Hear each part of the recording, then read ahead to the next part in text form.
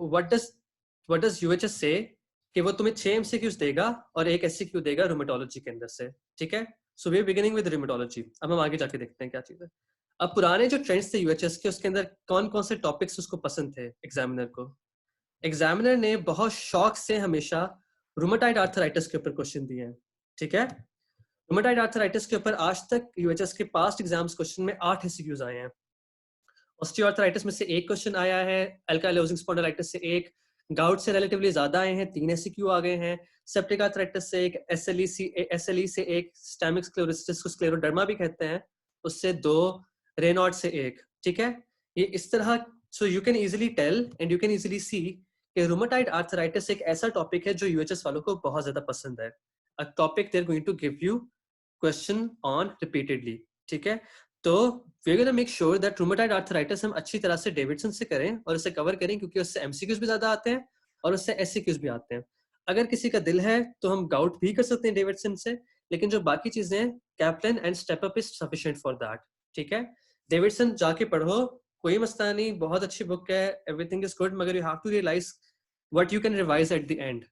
It's better to revise pulmonology from Davidson then doing rheumatology from Davidson, because rheumatology में काफी चीजें आपकी step up बहुत अच्छी कवर करती है और कैप्टन भी बहुत अच्छी कवर करती है।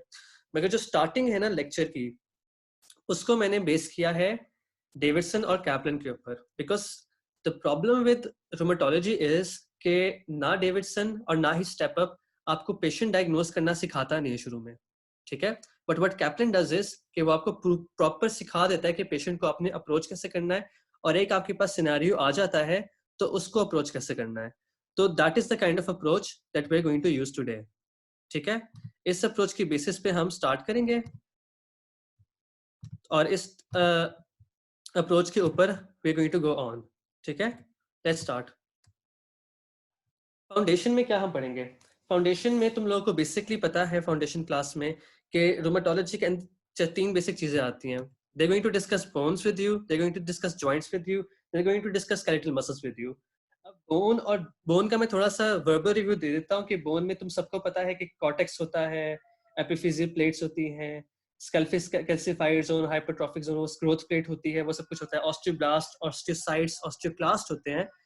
ये सारे कॉन्सेप्ट्स पुराने हैं, ये सबको तुम्हें पता है, ये सारे कॉन्सेप्ट्स तुम लोग को ऑलरेडी पता है, तो I don't think we need to discuss these concepts, ठीक है। सॉरी फॉर द नॉइज, पीछे सब्जी वाला आगे गली में, तो आई am really sorry for that. उसके अलावा बोन रिमॉडलिंग का कॉन्सेप्ट तुम लोगों को पता है, ठीक है। तो ये सारे कॉन्सेप्ट्स तुम लोगों को पता है और हमें इनको डिस्कस करने की ज्यादा जरूरत नहीं है, because they actually don't help you in your doing your questions in rheumatology. उसके अलावा जॉइंट्स में यू शुड नो के फाइब्रस होते हैं, फाइब्रोकार्टिलेजियस जॉइंट्स होते हैं, साइनोवियल जॉइंट्स होते हैं जिनके बीच में साइनोवियम होती है, और साइनोवियम के अंदर इन्फेक्शन हो जाए तो रूमेटाइड आर्थराइटिस, साइनोवियम के अंदर इन्फेक्शन हो जाए तो उसको सेप्टिक आर्थराइटिस कहते हैं।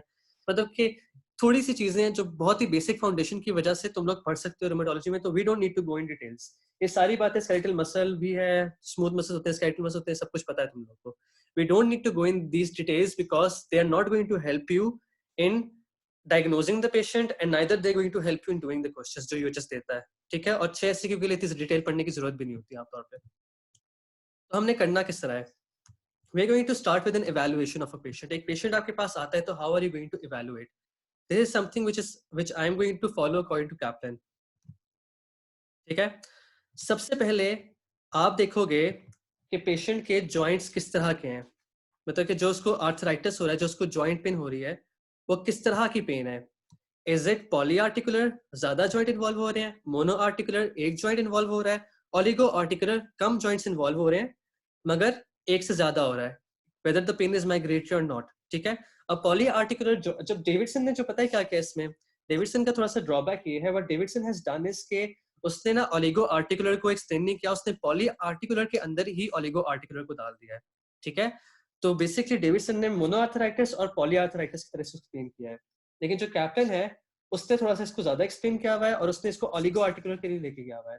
तो when you are going to see Davidson और उसके जो टेबल्स हैं, अगर तुम वो देखते हो तो उसके अंदर उन्होंने ऑस्टियोआर्थराइटिस को पॉली आर्टिकुलर के अंदर डाला हुआ है, which is basically a mixture of poly articular and oligo articular, ठीक है।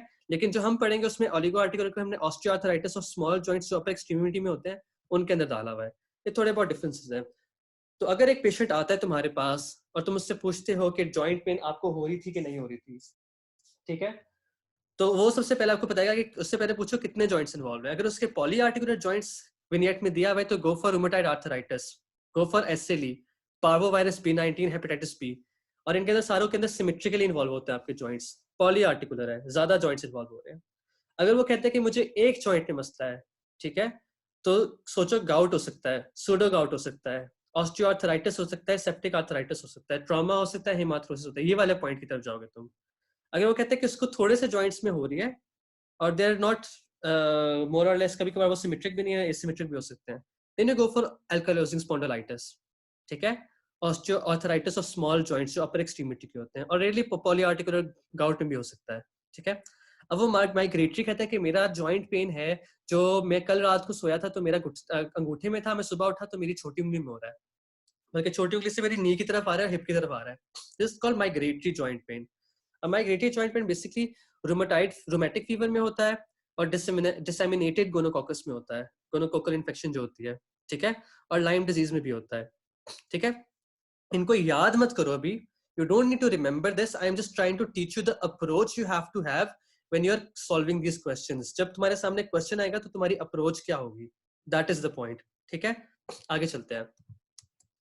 अब दूसरा क्या है कि ड्यूरेशन ऑफ सिम्टम्स क्या थे। ड्यूरेशन ऑफ सिम्टम्स बहुत ज्यादा मैटर करते हैं पेशेंट के, क्योंकि जो एक अक्यूट पेशेंट आएगा ना, कह रहा है कि मुझे एक दिन में दर्द शुरू हुआ है, तो उसका सेप्टिक आर्थराइटिस के चांसेस ज्यादा है और क्रिस्टल इंड्यूस्ड आर्थ्रोपैथी के चांसेस ज्यादा है। क्रिस्टल इंड्यूस में सारी सूडो गाउट और गाउट आता है, ठीक है। और क्रॉनिक अर्थ अगर कहता है कि मुझे कोई 4 महीने से दर्द था और वो आहिस्ता आहिस्ता बढ़ता जा रहा है, तो तुम सोचो कि शायद वो रूमेटाइड आर्थराइटिस था या ऑस्टियोआर्थराइटिस था। इस तरह तुम्हारा पॉइंट जाना शुरू कर देगा, ठीक है। तो हमने अभी तक क्या क्या चीजें डिस्कस की, हमने पहले डिस्कस किया कि उसके कितने जॉइंट्स इन्वॉल्व थे, और हमने सेकेंड चीज जो डिस्कस की, हमने पूछा कि सिम्टम्स जो उसको आ रहे थे, उन सिम्टम्स की ड्यूरेशन कितनी थी, क्या वो जल्दी स्टार्ट हुए, क्या वो लेट स्टार्ट हुए। तो that is going to differ in different diseases which are going to come across। फिर हम उससे पूछते हैं कि भाई आपको साथ में जो जोड़ों का दर्द है उसके अलावा आपको कहीं और दर्द होता है, आपकी बॉडी में कोई ऐसी जगह है जहां पे आपको और कोई और मसले हो रहे हो। जैसे कि अगर आपके पास एसएलई वाला पेशेंट आ जाता है, शॉग्रेन सिंड्रोम वाला आ जाता है, सिस्टेमिक स्क्लेरोसिस वाला पेशेंट आ जाता है, वेगनर स्क्लेरोमाटोसिस वाला आ जाता है, रूमेटाइड आर्थराइटिस वाला आता है, तो इनके सवाल जब करोगे ना, whenever you are going to go, इसमें गलत तो है कि शॉग्रेन का पार्ट नहीं, सिस्टेमिक और वेगनर ये सारे अलग पॉइंट्स हैं, ये 5 पॉइंट्स अलग हैं एक दूसरे से, इनको बीच में कंफ्यूज मत करना, ठीक है। ये थोड़ा सा मैंने गलत करके बना दिया, आई डोंट नो व्हाई, लेकिन ये थोड़ा सा फर्क है, सही है। और सिस्टेमिक सिम्टम्स किस तरह के हो सकते हैं, I am just trying to, ये तुम्हें चीजें याद नहीं करनी, ना तुम्हें पता नहीं चाहिए, I am just trying to give you an orientation. SLE वाला पेशेंट आ जाए, एसएलई वाले को साथ में बटरफ्लाई रैश होगा, मैलर रैश होगा, साथ में उसको प्रोटीन्यूरिया होगा, साथ में फोटो सेंसिटिविटी होगी, ठीक है। खासतौर पे खवातीन में होता है एसएलई ज्यादा, सही है। तो तुम्हारा शक जाएगा कि इसको आर्थराइटिस से साथ में ये सारे सिम्टम्स है, इसको तो एसएलई हो सकता है, ठीक है। शॉगरेन सिंड्रोम वाला आ जाएगा तो उसको तुम देखोगे कि वो कहेगा कि मुझे आंखों में ड्राइनेस होती है, मेरी इची आईज होती है, मेरा जो श्रिमर टेस्ट है वो बहुत बुरा आया, उसको ठीक नहीं था, दैट वाज पॉजिटिव, मेरे आंसू ड्राई, मेरा मुंह बहुत ड्राई रहता है। अगर वो इस तरह की हिस्ट्री देता है, यू गो फॉर शॉगरेन सिंड्रोम, ठीक है। अगर वो सिस्टेमिक स्क्लेरोसिस के साथ आ रहा है तो वो कहेगा कि मेरी जो उंगलियों की एक्सट्रीमिटीज है वो ठंडी हो जाती है और बिल्कुल ब्लू हो जाती है, उसको रेनॉल्ड्स फिनोमेना साथ में आएगा, तो वो सिस्टेमिक स्क्लेरोसिस के साथ आर्थराइटिस सारा मैनिफेस्ट कर रहा है, ठीक है। वेगनर्स के साथ आता है तो उसकी नोज, उसके उसके लंग्स और किडनीज भी साथ में इन्वॉल्व हो जाएंगे, ये सारे आ जाएंगे। रूमेटाइड आर्थराइटिस के साथ आएगा तो उसका आपको एलनर डेविएशन मिलेगी साथ में, उस पेशेंट के अंदर आपको साथ में पल्मोनरी फाइब्रोसिस मिल सकता है, उसके साथ उसके दिल के कोई मसले हो सकते हैं, ठीक है। तो this is the orientation you have to take along, ठीक है। ये सारी चीजें तुम लोगों ने साथ लेके जानी है। जैसे कि अगर हम हार्ट और लंग्स की बात करें तो एसएलई का पेशेंट और जो रूमेटाइड आर्थराइटिस का पेशेंट होता है उसमें प्लूरो या पेरिकार्डाइटिस होता है, ठीक है। तो ये सारी चीज interstitial lung disease rheumatoid arthritis में, एसएलई में, इन सब में कॉमन होती है। तो it's all about your orientation, how you take it. Is everyone on board till now? अगर कुछ चीज समझना है तो मुझसे कोई क्वेश्चन पूछ ले। If you are on board say yes, if you understand everything say yes in the chat box.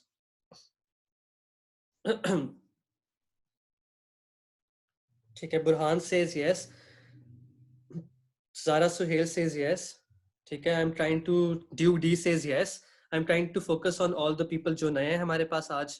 Welcome guys, I hope you have fun.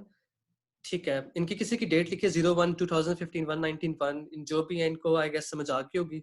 ठीक है, तो बेसिकली हमने अभी तक 3 चीजें डिस्कस की हैं. नंबर हमने ये चीज डिस्कस की कि पेशेंट के कितने जॉइंट्स इन्वॉल्व थे. फिर हमने ये डिस्कस किया कि पेशेंट को साथ में कौन सिम्टम्स जो थे वो अक्यूट थे या क्रॉनिक थे, और फिर हमने चेक किया कि उसके सिस्टमिक सिम्टम्स थे कि नहीं थे. ठीक है, अब एक और चीज जो मैंने यहाँ पे मिस की हुई है ना, now I want you to listen to me carefully. यहाँ पे मैंने एक चीज मिस कर दी है, आई एम रियली सॉरी. वो कैपिटल में लिखी हुई है. ठीक है, जो चौथी चीज आपने पेशेंट से पूछनी है ना when you are diagnosing a case of joint pain, उससे उसमें आपने देखना है कि is there any evidence of joint inflammation और नॉट. ठीक है, जैसे कि फॉर एग्जांपल अगर उसको मॉर्निंग स्टिफनेस है, जॉइंट इन्फ्लेमेशन है और मॉर्निंग स्टिफनेस है उस पेशेंट को, तो तुम्हारा शक जाएगा रूमेटाइड आर्थराइटिस के पास. अगर वो पूरे दिन के बाद कहते हैं कि मेरे जोड़ दर्द कर रहे हैं, तो तुम्हारा शक जाएगा ऑस्टियो आर्थराइटिस की तरफ. ठीक है, morning stiffness is a better sign of rheumatoid arthritis. When you go for at the end of the day night stiffness, वो जो शाम को होती है, that goes towards osteo arthritis.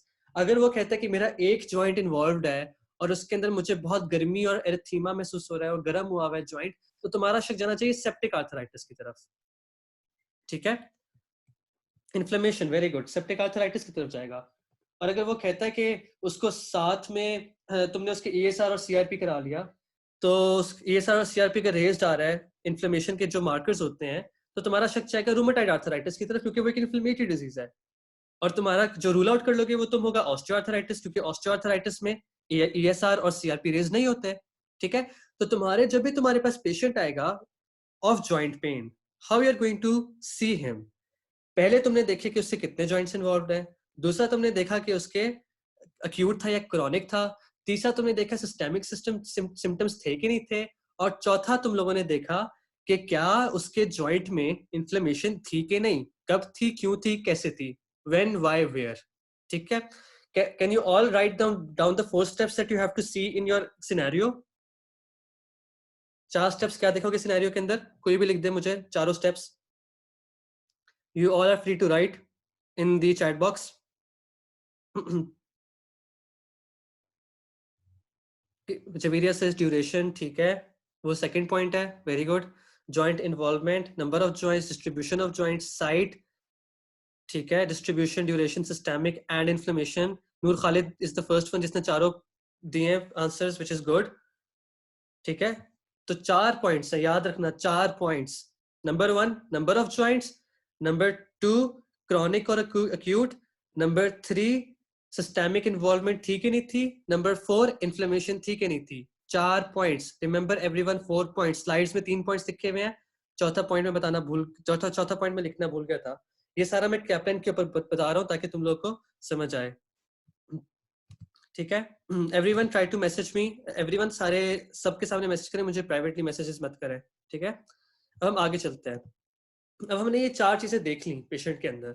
ठीक है, पेशेंट के अंदर ये 4 चीजें देखने के बाद मैंने सोचा कि मैं चलो इसके टेस्ट करा लेता हूँ. अब टेस्ट में मैं कौन कौन से टेस्ट करा सकता हूँ. अब एक जॉइंट अगर उसका इन्वॉल्व है, तो मैंने सोचा कि मैं इसकी जॉइंट एस्पिरेशन करा लूँ.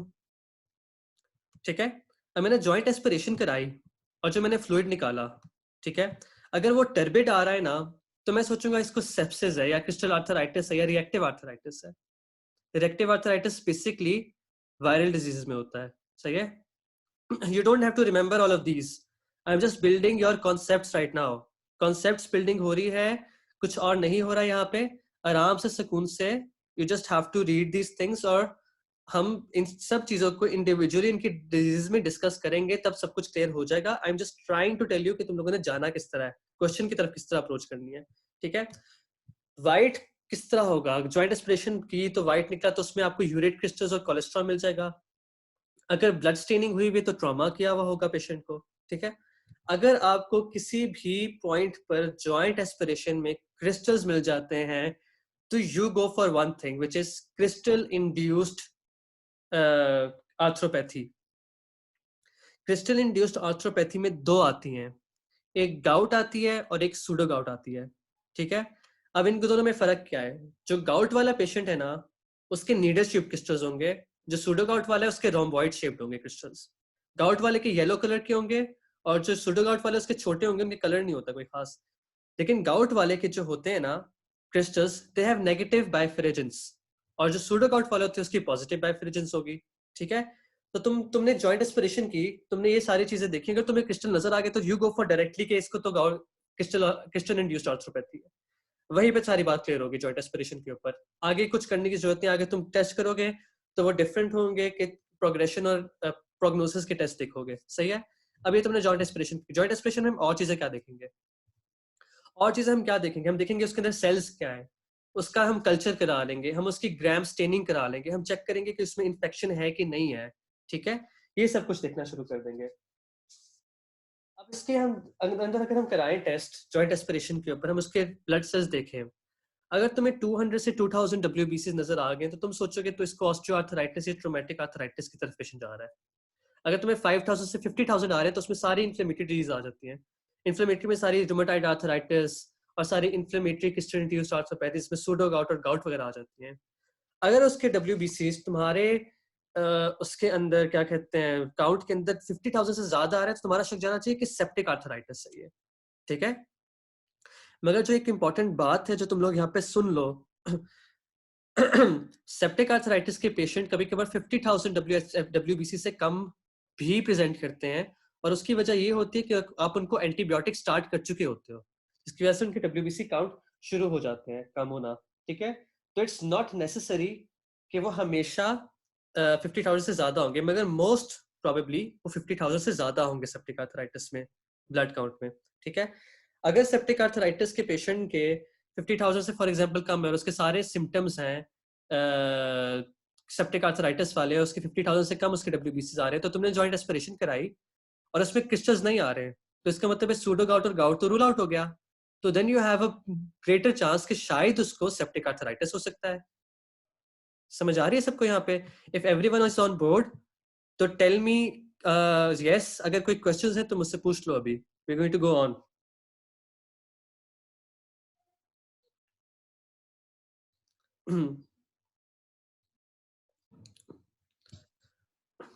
ठीक है, मुबश्शिरा नो प्राइवेट मैसेजेस, आपने जो सारे आपके जो मैसेजेस हैं उसको एवरीवन पे क्लिक करके भेजा करो। ठीक है, हे देर ने हमें ज्वाइन किया है, थैंक यू फॉर कमिंग। अच्छा, द पॉइंट इज दिस, जो अभी यहाँ तक हमने चीजें की हैं डिस्कस, पहली चीज हमने चार बेसिक चीजें डिस्कस की जब हमारे पेशेंट आया जॉइंट पेन के साथ। ठीक है, अब हम चाह रहे हैं जॉइंट एस्पिरेशन के ऊपर, बुरहान में कर देता हूँ रिपीट। जॉइंट एस्पिरेशन में हमने क्या क्या चीजें देखी हैं, हमने चेक किया उसका टर्बिडिटी चेक कर ली हमने। ठीक है, हमने टर्बिडिटी के साथ हमने चेक कर ली उसकी वाइट है कि नहीं है, ब्लड स्टेन चेक कर ली, हमने चेक किया क्रिस्टल्स हैं कि नहीं, क्रिस्टल्स से हमने डिसाइड कर लिया कि उसको गाउट है या सूडो गाउट है। ठीक है, उसके बाद हमने क्या किया, उसके सेल्स देख लिए, सेल्स में देखा तो अगर 50,000 से ज्यादा आ रहे हैं तो सेप्टिक आर्थराइटिस है, अगर 50,000 से कम है तो हमने उसको रूल आउट करना है। अगर क्रिस्टल्स आ रहे हैं तो हम इन्फ्लेमेटरी की तरफ चले जाएंगे, अगर क्रिस्टल्स नहीं आ रहे क्रिस्टल्स नहीं आ रहे तो इन्फ्लेमेटरी में सारी वो गाउट सूडो गाउट और रूमेटॉइड आर्थराइटिस आ रहे हैं।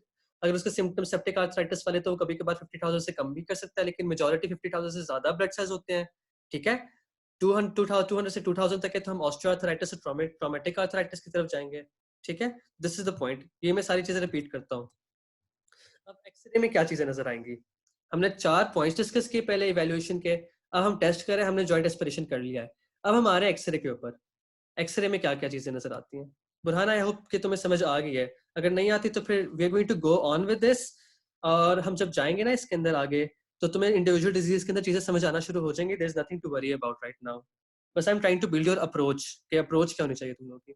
अब एक्सरे करा लो चलो। अब जो हमारा यूएचएस में एमसीक्यू आया था ना इस टेबल से, वो ये था कि सब कॉन्ड्रल सिस्ट किस डिजीज में होती हैं, that was the exact MCQ we had, और वो सब कॉन्ड्रल सिस्ट ऑस्टियोआर्थराइटिस में होती हैं। ठीक है, ये मैंने इसलिए डाला है क्योंकि इससे हमारा सवाल आ गया था यूएचएस में। ये ऑस्टियोआर्थराइटिस के अंदर भी हम पढ़ेंगे, लेकिन ये टेबल में स्पेसिफिकली लिखा हुआ है कि सब कॉन्ड्रल सिस्ट होती हैं और सब कॉन्ड्रल स्क्लेरोसिस होता है वो ऑस्टियोआर्थराइटिस के अंदर होता है, it is specific of that. अब इन सब चीजों, इन सब डिजीजेस में ना तुम्हें इनके मिलेंगे different patterns in every disease, हर डिजीज के डिफरेंट एक्सरेज होते हैं, तो this is a way to differentiate them. अब यहाँ पे जो चीज तुम लोगों ने याद रखनी है वो याद ये रखनी है, बाकी चीजें मत पढ़ो बेशक। अभी सिर्फ ये याद रखो कि ऑस्टियोआर्थराइटिस में सबकॉन्ड्रस स्क्लेरोसिस और सबकॉन्ड्रस सिस्ट मिलेंगे, this is important. Psoriatic arthritis के अंदर सिंडेस्मोफाइट्स मिलेंगे और एंथेसोफाइट्स मिलेंगे, ठीक है, दिस इज इंपॉर्टेंट। बाकी तुम लोगों को इतना पता होने की जरूरत नहीं है। सब जॉइंट सबलक्सेशन ज्यादातर कॉमन होती है रूमेटॉइड आर्थराइटिस में। These are the points which you need to remember अभी। बाकी तुम बेशक बाद में याद कर लेना, जब हम डिजीजेस करेंगे तो उनके साथ साथ हम याद करते जाएंगे। अभी तुम्हें बस ये इंपॉर्टेंट बातें पता होनी चाहिए कि ऑस्टियोआर्थराइटिस में दो चीजें हैं, सबकॉन्ड्रस सिस्ट और सबकॉन्ड्रस स्क्लेरोसिस। सोरियाटिक आर्थराइटिस में सिंडेस्मोफाइट्स और एंथेसोफाइट्स में नजर आते हैं, और रूमेटॉइड आर्थराइटिस में जॉइंट सबलक्सेशन हो सकती है। बाकी अभी मत जाओ डिटेल में, कंफ्यूज हो जाओगे, चीजें इतनी रिटेन नहीं होंगी अभी। सही है, आगे चलते हैं। अब इसके अलावा हम क्या करा सकते हैं? Bone scintigraphy, MRI, ultrasound, CT scan करा लेंगे, ठीक है। इसकी डिटेल्स में हमें जाने की जरूरत है। ब्रोन स्किंटिग्राफी आप बेसिकली पेजेंट डिजीज के लिए कराते हो, एमआरआई आप क्लियर पिक्चर के लिए कराते हो, अल्ट्रासाउंड आप स्प्रेन्स वगैरह को देखने के लिए करा लोगे, CT scan again clear picture के लिए करा लोगे। ये चीजें आप करा लोगे, मगर इनकी कोई एडेड कोई एमसीक्यू नहीं आ सकता इसमें से, ठीक है ज्यादा। अब एक चीज होती है डुअल एक्सरे एब्जॉर्प्शनोमेट्री, ये भी आप कराते हो। अब इसमें से एमसीक्यू आ सकता है, इसको हम डेक्सा स्कैन भी कहते हैं, ठीक है।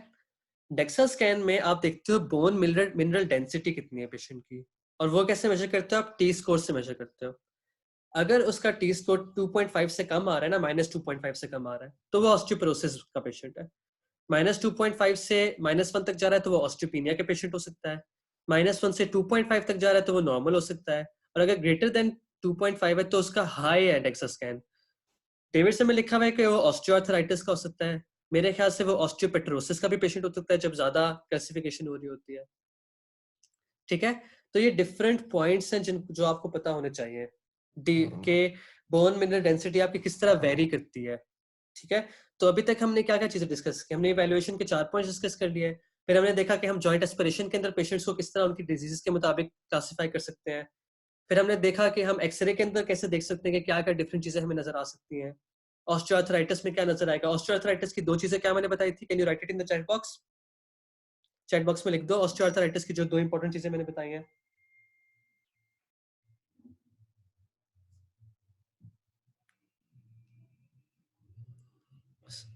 सब गुड, शाबाश बिलावल। सबकॉन्ड्रस स्क्लेरोसिस और सबकॉन्ड्रस सिस्ट, वेरी गुड। अब मुझे बता दो कि सोरियाटिक आर्थराइटिस में जो मैंने बताई थी वो क्या थी? बेशक गलत स्पेलिंग लिख दो, कोई मसला नहीं, गलत स्पेलिंग लिख दो, कुछ नहीं होता। सोरियाटिक आर्थराइटिस के अंदर सिंडेस्मोफाई एंथेसोफाइट्स, एंथेसोफाइट्स, वेरी गुड,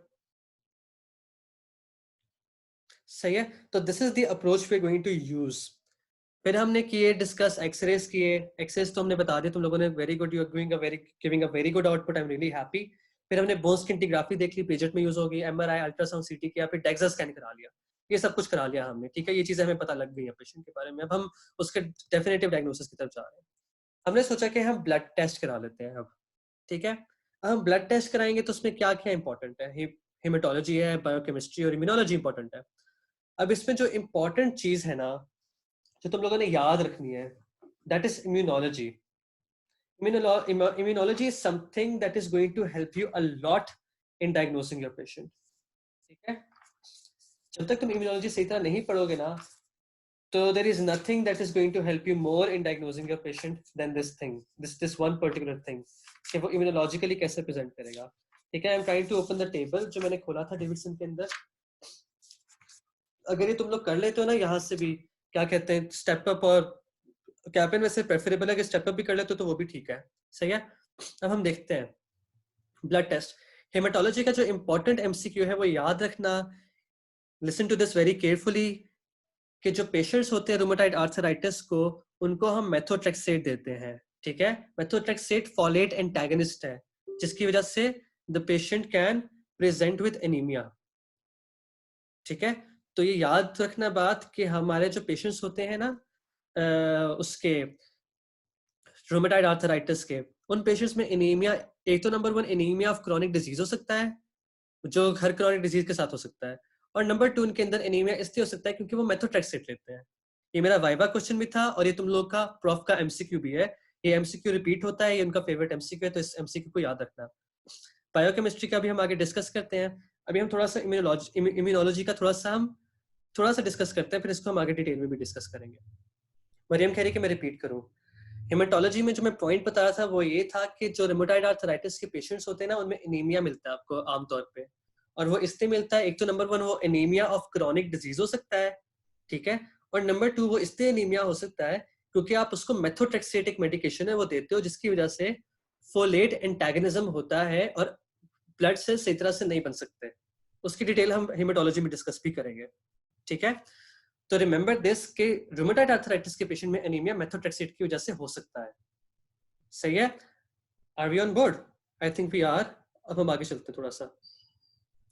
अब जो इम्यूनोलॉजी है उसके अंदर क्या क्या चीजें देखनी है, उसके अंदर तुम लोगों ने देखना है कि एएनए क्या होता है, एंटी न्यूक्लियर एंटीबॉडीज। जो एंटी न्यूक्लियर एंटीबॉडीज है ना, एएनए बॉडीज, ये एएनए ना आपकी एसएलई में बहुत कॉमन होती है, सिस्टेमिक स्क्लेरोसिस में भी निकल आती है। अब एएनए जो बॉडीज होती है ना, एंटी न्यूक्लियर एंटीबॉडीज, ये आपकी बहुत ज्यादा एसएलई में सिस्टेमिक स्क्लेरोसिस में ज्यादा नहीं होती है। इसको मैंने गलत लिख दिया यहाँ पे, I am going to change this in front of you right now ताकि तुम लोग बाद में कंफ्यूज ना हो। These are more common in SLE, systemic sclerosis, इन दोनों में होती हैं, ठीक है, लेकिन एसएलई में भी बहुत ज्यादा यूज होती है एएनए बॉडीज, ठीक है। अगर पेशेंट एएनए पॉजिटिव आ जाता है ना, तो यू स्टार्ट थिंकिंग अबाउट किसको एसएलई या सिस्टेमिक स्क्लेरोसिस हो सकता है। सही है। Rheumatoid factor 70% of rheumatoid arthritis patient में होता है, मगर इट्स नॉट स्पेसिफिक, वो रूमेटॉइड नेगेटिव भी हो सकते हैं, रूमेटॉइड फैक्टर नेगेटिव। एनका का तुम लोगों को पता है, पी और सी एन का होते हैं, वो तुम लोगों को पता है किसमें पॉजिटिव होता है। कैन एनीवन टेल मी कि पी एन का और सी एन का किसमें पॉजिटिव होते हैं? पहले पी एन का बता दो ग्रुप के अंदर, चैट बॉक्स के अंदर।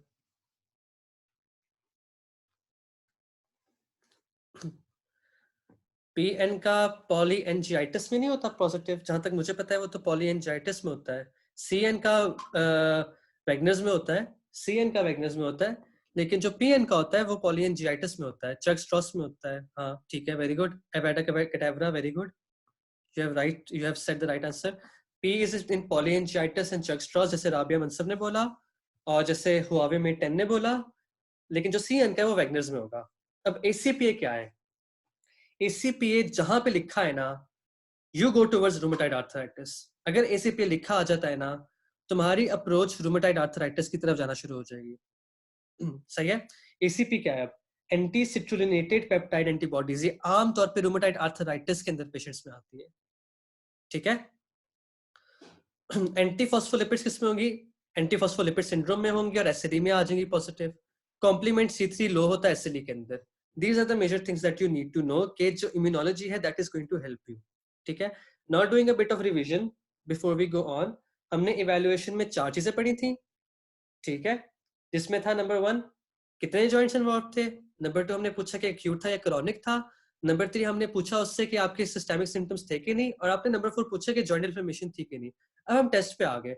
टेस्ट में हमने उसकी रेडियोग्राफी पे पहले गए, एक्सरे करा, पहले हमने जॉइंट एस्पिरेशन करा के उसकी सेल्स देख लिए, कल्चर देख लिया, ग्राम स्टेन देख ली, कलर देख लिया और क्रिस्टल्स देख लिए। फिर हमने क्या किया कि हम उसके एक्सरेज करा लिए, फिर हमने उसकी बोन स्किंटिग्राफी करा ली, सीटी एमआरआई वगैरह करा लिया और डेक्सा स्कैन करा लिया, ठीक है। फिर हमने उसके ब्लड टेस्ट करा लिए, हेमेटोलॉजी करा ली, बायोकेमिस्ट्री करा ली, और मोस्ट इंपॉर्टेंट इम्यूनोलॉजी करा ली। हुआवे में 10 पूछा कि एसीपीए क्या है? ACPA stands for anti-citrullinated peptide antibodies. ये they are very specific for rheumatoid arthritis. ये एंटीबॉडीज रूमेटॉइड आर्थराइटिस में बहुत ज्यादा कॉमनली मिलती हैं आपको, ठीक है। तो ये याद रखना इस चीज को, ये इंपॉर्टेंट है। हुआवे में 10 आपको समझ आ गई ये बात? ठीक है, अब आगे चलते हैं। अब बायोकेमिस्ट्री में तुम लोगों ने क्या चीजें याद करनी है? अब इसमें बहुत सारी बकवास लिखी हुई टेबल के अंदर। इससे जो ग्रास्प करने वाली चीज है वो याद रखना कि बस पेजेड डिजीज में ALP बहुत ज्यादा रेज होता है। नॉर्मल से बहुत ज्यादा ALP रेज आपको पेजेड डिजीज में मिलेगा। बाकी जो renal osteodystrophy, vitamin D deficient osteomalacia है, हाइपोफॉस्फेटेमिक रिकेट्स है, प्राइमरी हाइपरपैराथायरिज्म है। प्राइमरी हाइपरथायरिज्म तुम लोग यहाँ पे नहीं पढ़ोगे, ये तुम लोग एंडोक्रिनोलॉजी में पढ़ोगे, तो इसको बिल्कुल छोड़ दो। Renal osteodystrophy, vitamin D deficient osteomalacia और हाइपोफॉस्फेटेमिक रिकेट्स तुम लोग पढ़ोगे पीडियाट्रिक्स में, इसको भी छोड़ दो। यहाँ पे इंपॉर्टेंट तुम्हारे लिए सिर्फ ऑस्टियोपोरोसिस और पेजेड डिजीज है। यहाँ पे जो रखनी बात याद है, वो याद रखनी है कि पेजेड डिजीज में ALP बहुत ज्यादा होता है। बाकी कुछ याद मत करो इस टेबल में से, आगे तुम्हें कुछ याद करने की जरूरत नहीं है। अगर तुम सारे सब्जेक्ट्स पढ़ लो और आखिर में जब प्रॉफ के लिए पढ़ रहे हो तो फिर बेशक पूरा टेबल एक दफा रीड कर लेना, मगर इसमें जो इंपॉर्टेंट बात है कि वो पेजेस डिजीज में एएलपी बहुत रेज्ड होता है। ये बायोकेमिस्ट्री की एक बात याद रखना, ठीक है। अब हम आगे चलते हैं।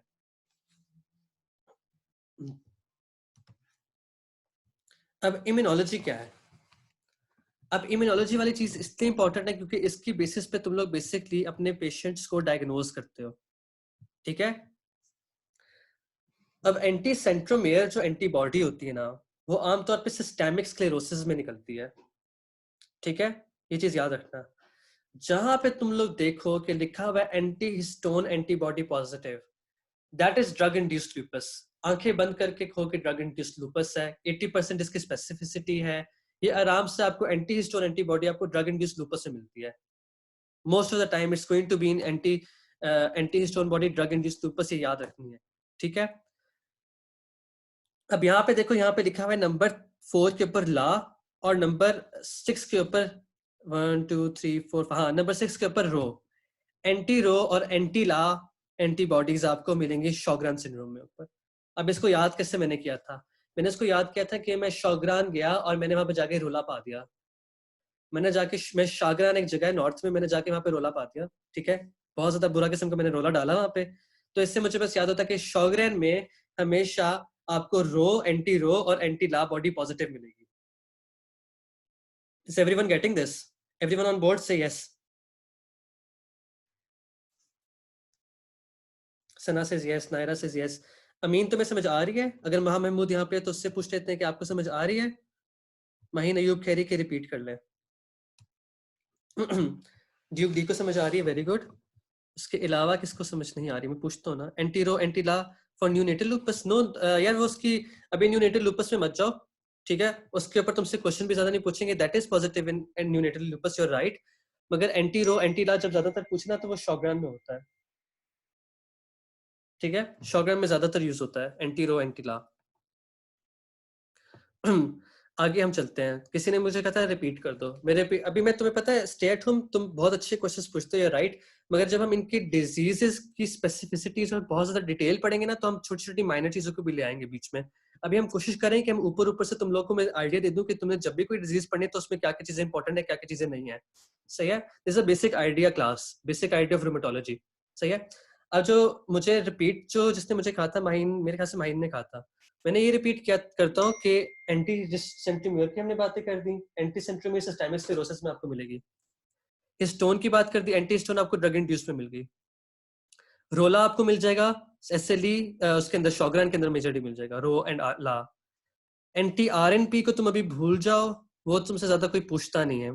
एंटी स्मिथ जो है, जो सेकंड लास्ट और लास्ट है, वो आपको एंटी स्मिथ आपको मिल जाएगी एसएलई जिसके अंदर रीनल डिजीज इन्वॉल्व हो गई है, सही है। आमतौर पे जो एसएलई होती है ना, उसमें एएनए पॉजिटिव होता है और double standard anti DS double standard antibodies positive होती हैं।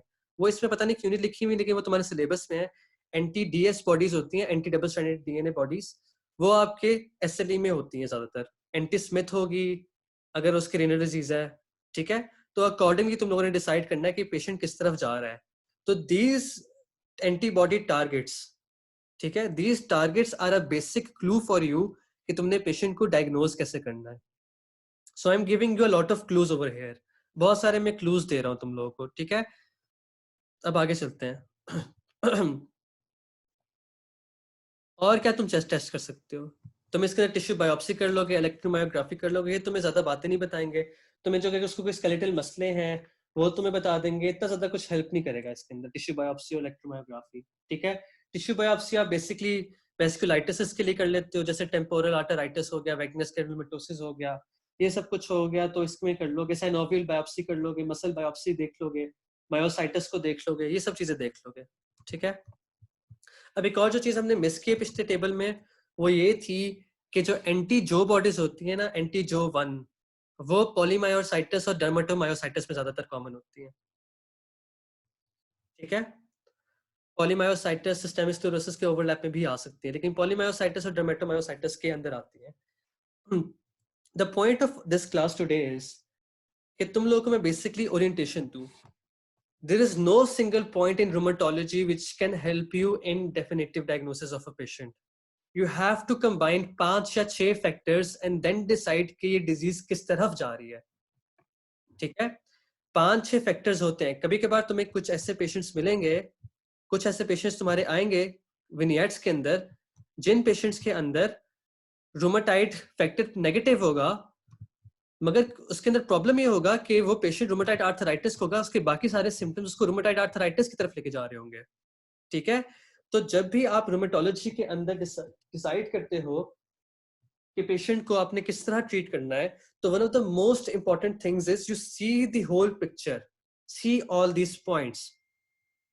ठीक है, तो अब हमने let's do a small recap of things. I am going to tell you a vignette, you have to listen to me very carefully and then you are going to tell me कि इसमें patient में क्या हो सकता है। एक patient आया, उसको आपने 3 हफ्ते पहले वो आपके पास पेशेंट आया था, आपने एक मेडिकेशन दे दी थी, मेडिकेशन में बाद में स्पेसिफाई भी कर दूंगा when we going to do it individually।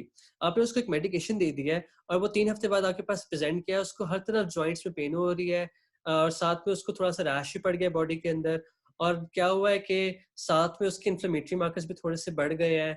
आपने देखा आपके उसने एंटीबॉडी टेस्ट कराया तो उसकी एंटी हिस्टोन एंटीबॉडीज पॉजिटिव आई थी। आपने उसको एक अजीब सी ड्रग दी थी 3 हफ्ते पहले, आपका डायग्नोसिस क्या बनेगा इसमें? Type in the chat box drug induced lupus. Iqra Tariq ने सबसे पहले आंसर दिया, वेरी गुड। रबिया ने दिया drug induced lupus, very good. चलो एक और क्वेश्चन पूछते हैं। This is with all the patient people जिनका हमारे इसके ऊपर ए से नाम है, जिन जिन लोगों का इसके ऊपर ए से नाम है ना, ए और बी से नाम है, जिन सबका ए और बी से नाम है उन्होंने आंसर करना है सिर्फ, बाकी किसी ने आंसर नहीं करना। I am reading your names. ठीक है, अब एक पेशेंट है, एक पेशेंट आती है, उसको ना पॉली आर्टिकुलर पेन हो रही है, हर तरफ जॉइंट्स इन्वॉल्व है, साथ में वो फीमेल है, साथ में वो आई है आपके पास, वो कहती है कि ना उसको साथ में फोटो सेंसिटिविटी भी है और साथ में उसकी प्रोटीन यूरिया भी आ रहा है, साथ में उसको सांस लेने में तकलीफ हो रही है, रिस्ट्रिक्टिव पैटर्न्स आ रहे हैं पीएफटीज कराए तो। ठीक है, तो आपका क्या डायग्नोसिस बनता है इसका? आयशा मनान, आहिल एसएलई कह रहे हैं, बुरहान अली एसएलई कह रहा है, आमना एसएलई कह रही है, बिलावल तुम्हें लगता है कि एसएलई है? अमीन अब्बास कह रहा है ये एसएलई है, एसएलई अबेडा कवेड्रा। ठीक है, नहीं नहीं Bilawal, this is not rheumatoid, this is SLE. Rheumatoid वाला पेशेंट आपको फोटोसेंसिटिविटी की हिस्ट्री ज्यादातर नहीं देगा, रूमेटाइड वाला पेशेंट थोड़ा सा डिफरेंट कहेगा।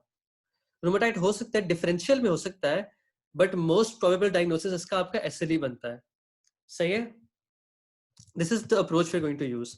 चलो हम एक और डिस्कस कर लेते हैं। एक पेशेंट आया है, ठीक है, एक पेशेंट आया है। अब this is the question from all the people whose name start with H, इसमें हेदर भी और ऑनर वगैरह भी सब कुछ और हुआवे भी उसके अंदर ही है, एच से नाम स्टार्ट होता है आप सबका। ठीक है, रूमेटाइड आर्थराइटिस का भी रिस्ट्रिक्टिव पैटर्न आता है और एसएलई का भी आता है, दोनों का आता है इफ्तिखार। पल्मोनरी फाइब्रोसिस दोनों में हो सकती है, एसएलई में भी हो सकती है, रूमेटाइड में भी हो सकती है, दोनों में हो सकती है। ठीक है, तो ये ओवरलैपिंग था। अच्छा, अब एक और आपके पेशेंट को हम डिस्कस करते हैं। एक पेशेंट आता है आपके पास, उसको जॉइंट्स में पेन है। ठीक है, इट्स नॉट पॉली आर्टिकुलर। ठीक है, कुछ जॉइंट्स इन्वॉल्व है, कुछ नहीं है, सिमेट्रिकल भी नहीं है कुछ जगहों पे। ठीक है, बहुत लंबी क्रॉनिक हिस्ट्री, 6 महीने से उसको पेन था जॉइंट्स के अंदर। ठीक है, अब उसने क्या किया कि वो आपके पास आया है और वो कहता है कि ना उसको दिन के आखिर में पेन शुरू हो जाती है, पूरा दिन गुजारता है ना तो दिन के आखिर में उसको पेन होती है। और साथ में जब आपने उसका एक्सरे कराया तो आपको उसके अंदर क्या मिला? आपको ना स्क्लेरोसिस मिल रहा है बहुत ज्यादा, और सब कॉर्नर सिस्ट बनी हुई नजर आ रही है। All the people with H, आपको क्या लगता है ये?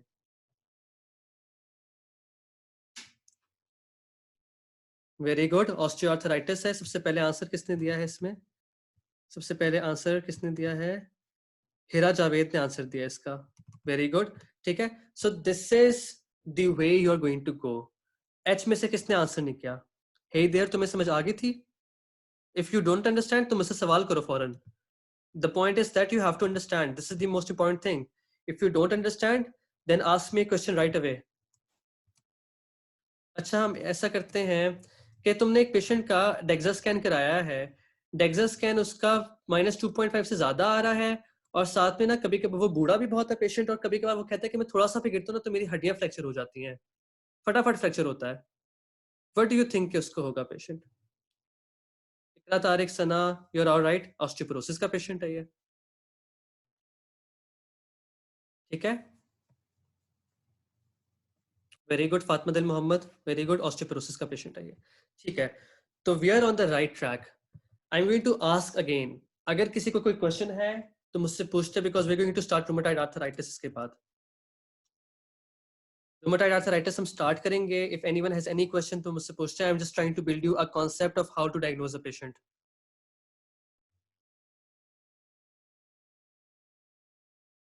सही है? Everyone on board? Say yes if you are on board. Answer yes.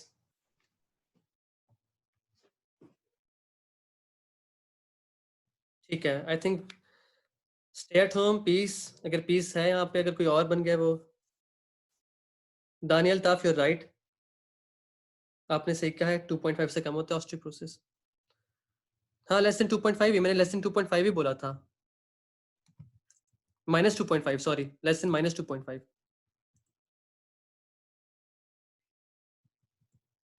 ठीक है, आपको समझ आ रही है मतलब जनरली। टेक्सास स्कैन वाली बात को हम एक बार फिर से चेक कर लेंगे। डेविडसन ने थोड़ा सा इसका कंफ्यूजन लिखा हुआ है, मैंने इंटरनेट रिसोर्सेज से इसको कंफर्म किया था सब कुछ। ठीक है, अब हम चलते हैं आगे। मसला पता है रूमेटोलॉजी का सबसे बड़ा क्या है? रूमेटोलॉजी के अंदर you don't have a definitive management of things. आपको बंदे की ट्रीटमेंट के साथ साथ उसकी ड्रग्स को eight the end of the day बढ़ाना होता है। सेप्टिक आर्थराइटिस का पेशेंट आएगा, आप उसकी डेफिनेटिव ट्रीटमेंट कर सकते हो, ठीक है। मगर एक पेशेंट अगर आपके पास आता है who's of rheumatoid arthritis, तो उसकी treatment is going to progress with the type of problems is going to have in the future.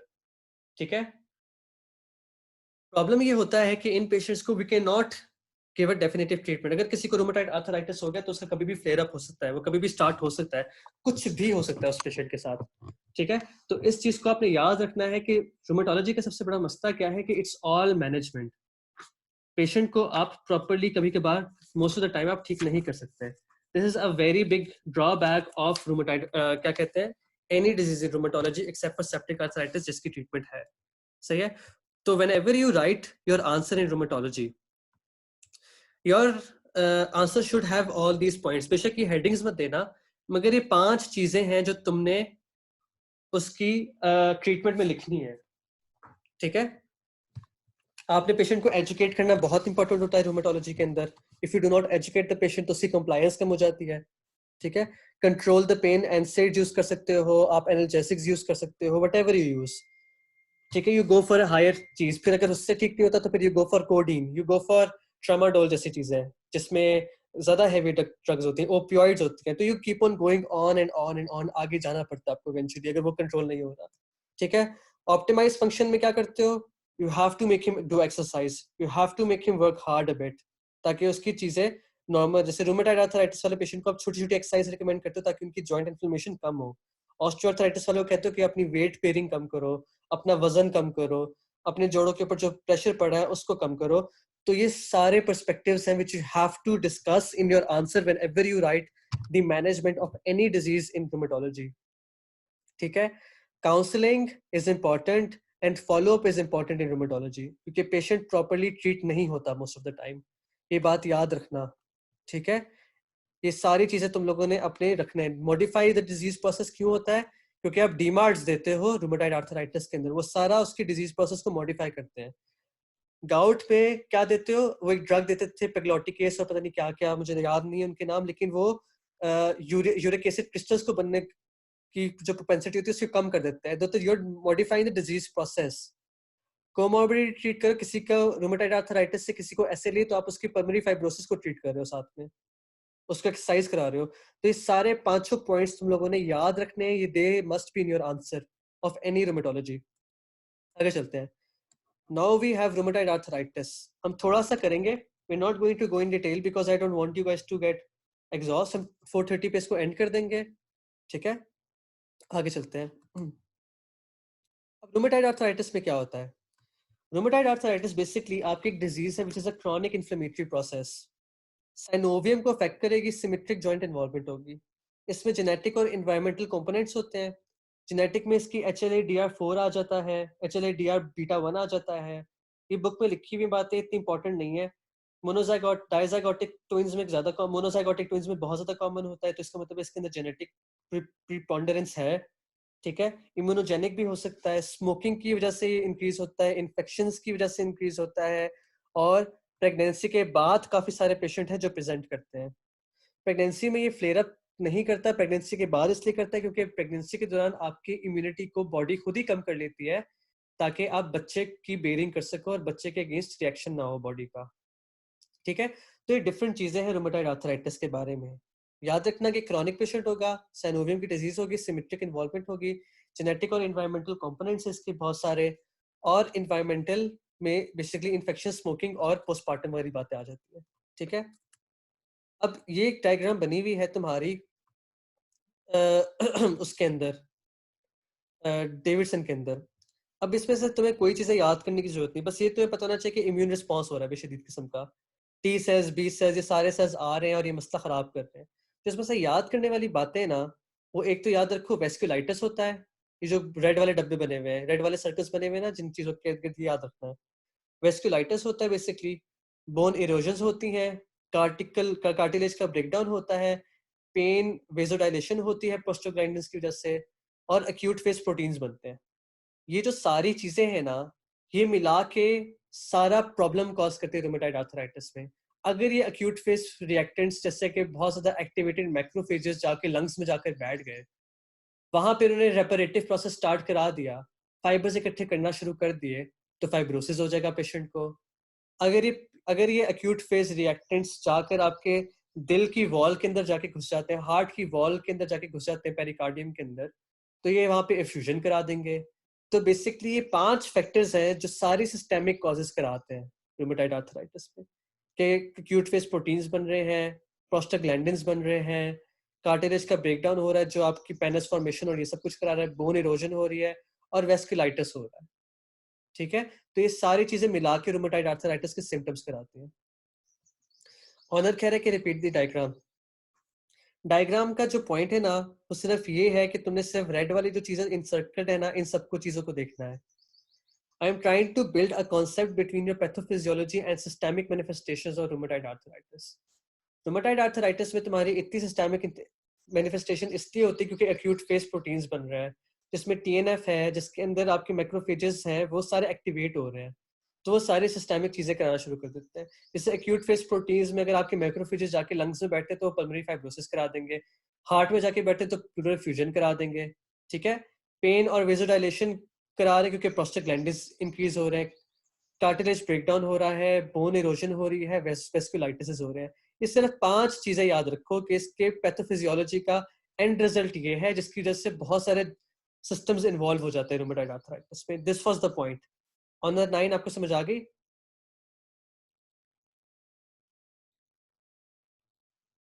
Is everyone on board? अगर कोई क्वेश्चन है तो वो यहाँ पे पूछ लो, मैं आगे जाऊंगा। Feel free to ask any question.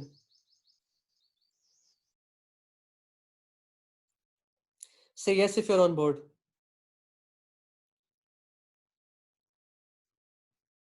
Everyone is probably on board. Amin, तुम्हें समझ आ रही है? कोई मसला तो नहीं हो रहा यहाँ तक?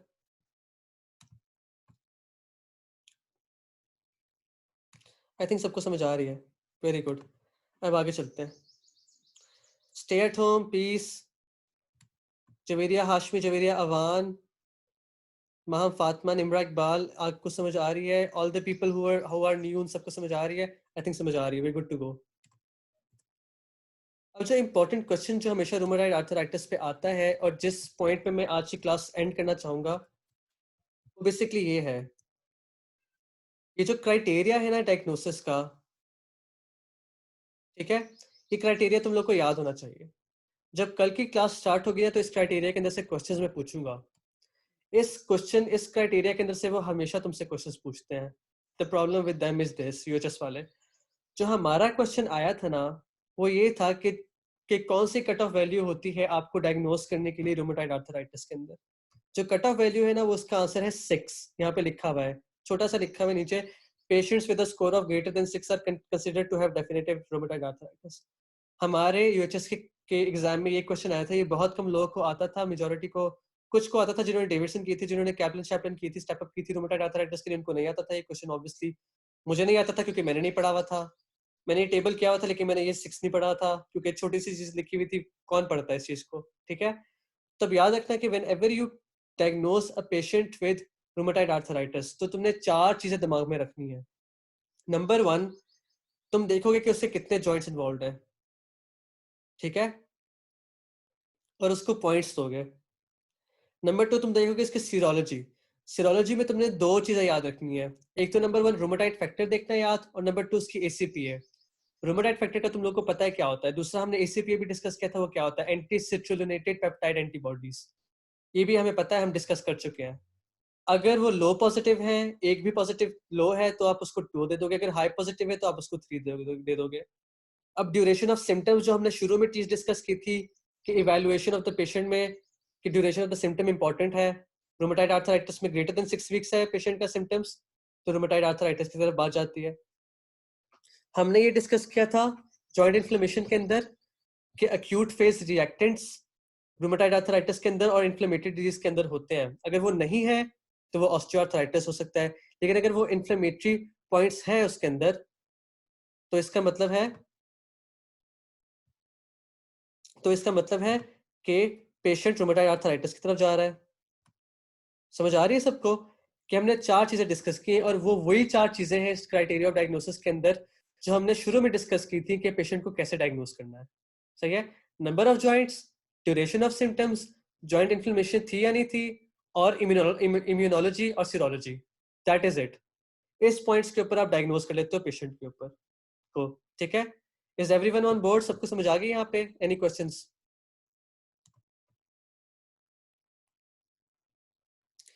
Say yes if you understand.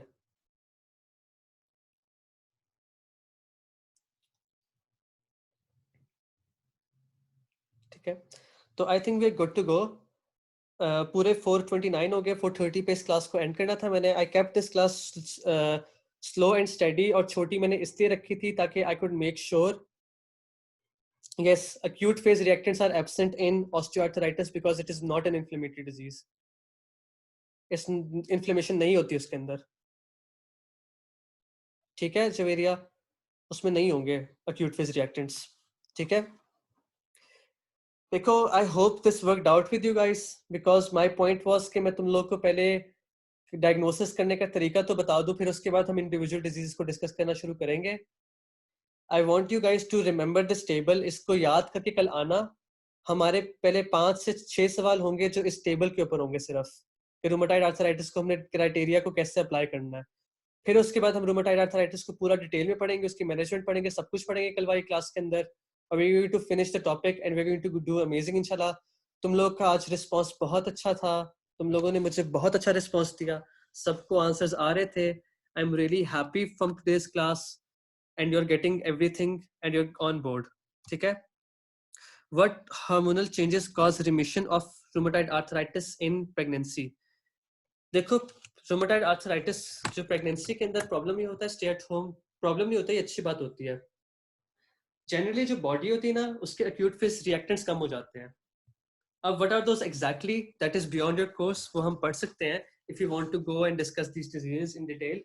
लेकिन ये होता है कि जनरली जो आपके एक्यूट फेज रिएक्टेंट्स होते हैं ना, एएसआर और सीआरपी और ये सब, एएसआर रेज्ड होता है लेकिन सीआरपी और जो एंटीबॉडीज होती है ना वो रिड्यूस कर जाती है प्रेगनेंसी के अंदर most of the time, just to make sure body react ना करे फीटस के अगेंस्ट, प्लेसेंटा की एक्सेप्टेबिलिटी इंक्रीज कर जाए।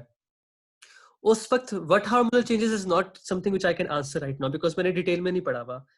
बेसिकली इसमें ये होता है कि जब आपकी ईस्ट्रोजन प्रोजेस्टेरॉन और क्या ह्यूमन प्लेसेंटल जो होता है ना, क्या कहते हैं, I don't remember it's name, human placental lactogen जो होता है, यस ह्यूमन प्लेसेंटल लैक्टोजन, ये एक इंपॉर्टेंट हार्मोन है जो आपकी ज्यादातर चेंजेस कर देता है पूरे सिस्टम के अंदर।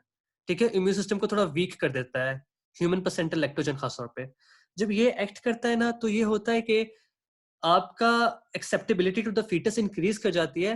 मगर जो बाकी ऑटो इम्यून डिजीज होती है जिसमें एसएलई भी आती है, जिसमें आपकी ऑटो इम्यून शॉगरेन सिंड्रोम भी आ जाएगा, जिसमें रूमेटाइड आर्थराइटिस भी आ जाएगा, इन सब के सिम्टम्स कम हो जाएंगे।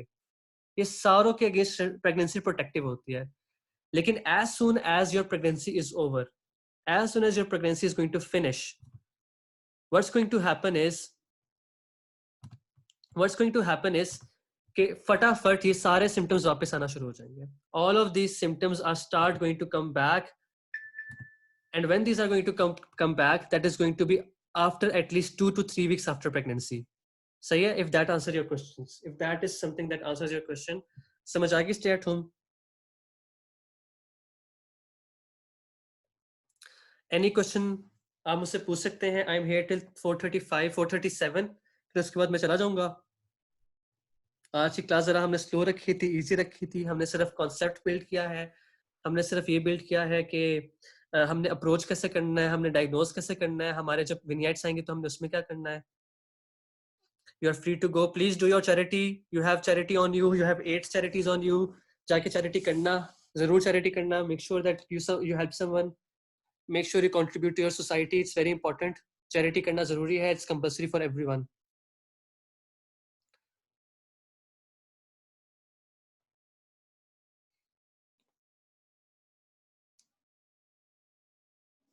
I hope everyone understood. इसकी स्कोरिंग कैसे करनी है रबिया? देखो मैं तुमसे क्वेश्चंस पूछूंगा, उसमें विनियट्स होंगी ना. जैसे कि अगर आपके पास पेशेंट आता है ना और वो कहता है कि उसके 1 से 3 जॉइंट्स स्मॉल जॉइंट्स थे, तो आपने फटाफट उसको 2 स्कोर दे देना है इन्वॉल्व. फिर आपने उसकी सीरोलॉजी कराई तो उसकी लो पॉजिटिव RF और ACPI, तो आपने उसको 2 स्कोर दे दिया, तो टोटल 4 हो गया. ड्यूरेशन ऑफ सिम्टम्स की 6 से ज्यादा थी तो आपने उसको 1 स्कोर दे दिया, तो टोटल स्कोर 5 हो गया. एबनॉर्मल CRP और ASR था उसका, दोनों गलत वैल्यूज आई थी, तो आपने उसको एक और स्कोर दे दिया, 1 दे दिया. तो क्या बन गया? टोटल 6 बन गया.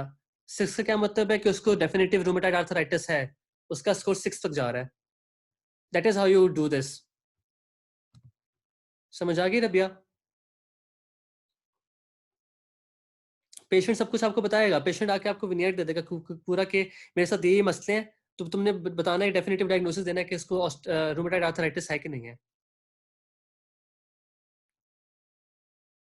Is everyone on board? Good.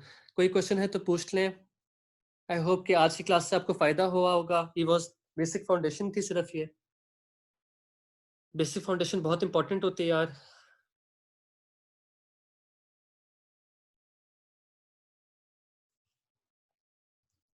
You are free to go. Everyone is free to go. किसी ने रुक के मुझसे कोई सवाल पूछना तो पड़े पूछ ले. प्लीज अपनी चैरिटी कर देना जाकर. यू हैव 8 या 9 चैरिटीज, जितनी भी हैं, जितने भी क्लासेस लिए हैं, उनको याद रखो. चैरिटी करनी है हर क्लास के बदले में. लो पॉजिटिव और हाई पॉजिटिव के बीच में फर्क क्या है, इसकी कट ऑफ वैल्यू हम डिस्कस करेंगे. ठीक है, ये कहीं दी भी नहीं है, लेकिन मेरे ख्याल से इसकी it's a very good question. ऑनर एंड हिरा, तुम लोग का क्वेश्चन बहुत अच्छा है. इसकी कट ऑफ वैल्यू कहीं दी भी नहीं है, लेकिन I search for the cut off value. और before the class begins tomorrow, make sure that you ask this question again and I will have the answer to this इंशाल्लाह. सही है, इसकी कट ऑफ वैल्यू मुझे भी नहीं पता.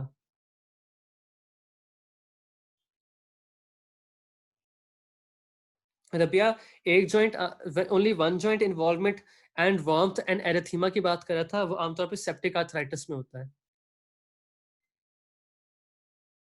Septic arthritis कभी एक जॉइंट के साथ आता है मोस्ट ऑफ द टाइम. और कोई क्वेश्चन है तो मुझसे पूछ लें आप. I am still here. I am going to turn off the recording. No more recording any more. किसने रिकॉर्डिंग के बगैर अगर पूछना तो वो